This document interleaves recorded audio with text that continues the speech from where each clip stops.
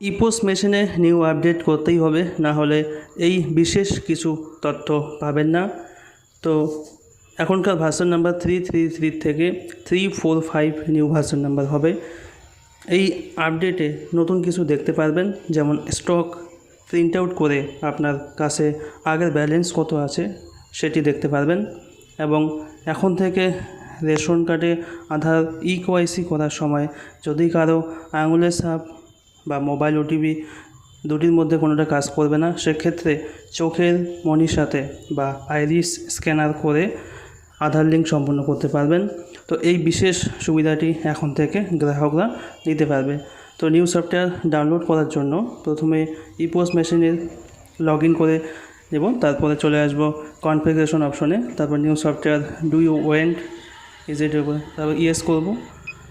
তারপরে ডাউনলোড কিছুক্ষণ অপেক্ষা করতে হবে। তারপর ডাউনলোডটি সাকসেসফুল হয়ে ওকেতে ক্লিক করে 10 থেকে 15 সেকেন্ড অপেক্ষা করব। তারপরে পুনরায় আমরা পিডিএসটি লগ ইন করে নেব। তারপর ভার্সন নাম্বারটি একবার চেক করে নেব যে 3.4.5 আসে কি না। যদি ঠিকঠাক থাকে সেক্ষেত্রে আমরা একটি স্টক প্রিন্ট আউট করে নেব, ব্যালেন্স দেখতে পাওয়া যাবে। তো এই ছিল আজকের ভিডিও বা আপডেট।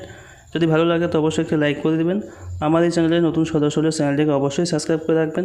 এই চ্যানেলের নিত্য নতুন ভিডিও আপলোড দেওয়ার সাথে সাথে আপনাদের মোবাইল স্ক্রিনে নোটিফিকেশন চলে যাবে এবং সবার প্রথমে ভিডিওটি দেখতে পারবেন। তো আজকে এই পর্যন্তই, দেখা হবে আরেকটি নতুন ভিডিওতে।